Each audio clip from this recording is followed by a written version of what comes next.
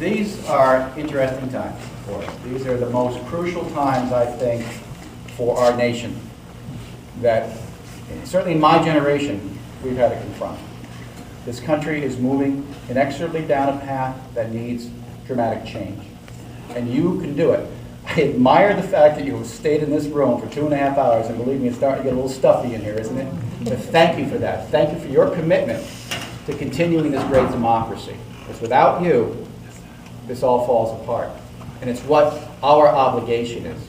Now, Ronald Reagan, I look at the two, it's the president's birthdays, right? So I look at Abraham Lincoln as the left end, bookend of two great Republican presidents, and Ronald Reagan as the other.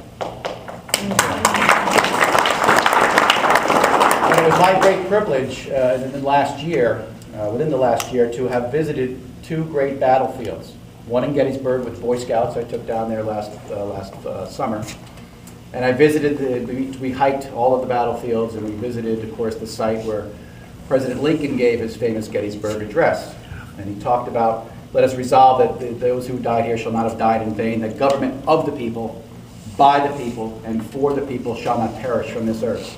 And those people fought and died. It was a gruesome, bloody battle down there.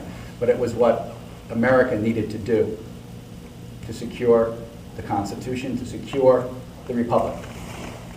130 years later or so, when Ronald Reagan was giving the 40th anniversary speech at the landings at D-Day, I visited the Normandy beaches late last year, a remarkably moving experience. And I was at Pointe du Hoc. That's that 200-foot cliff, that 225 U.S. Army Rangers scaled, vertical cliff, being fired upon, a horrible battle. Scaling them, and they had daggers and their bayonets, and they pulled themselves up to the top. 225 started. 2 days later, when that battlefield was secured, only 90 could bear arms. And Ronald Reagan gave a speech that day that is probably one of the best of his entire presidency. He talked about those boys at Pointe du Hoc, and he had a handful of them in front of him. They were no longer boys. And he said those boys at Pointe du Hoc saved freedom from tyranny, from the hands of tyranny. And he said, I know, and he saluted them, remember that? He said, I know that you would think that we were just doing what you were supposed to do. And in a sense, that was true. But everybody did it. Because he said there is one thing worth dying for, one thing worth fighting for and potentially dying for, and that is to preserve freedom from tyranny. And that's what our soldiers do abroad. But we are faced with a situation here domestically where there is tyrannical rule in Washington. And it's up to us, the citizens, to make a change in Washington. There are three types of people in Washington these days. There's a lot of Democrats. There's fewer Republicans.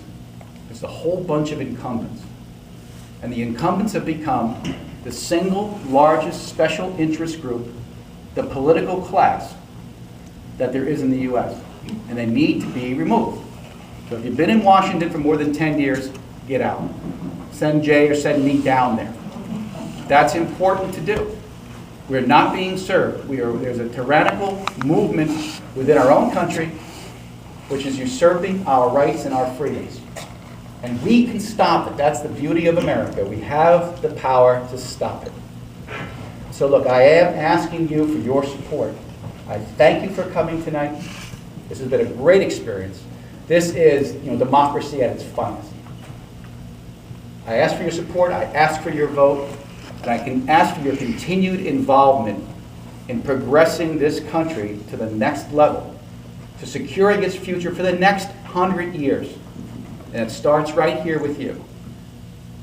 And I thank you for your attention today, and may God bless America.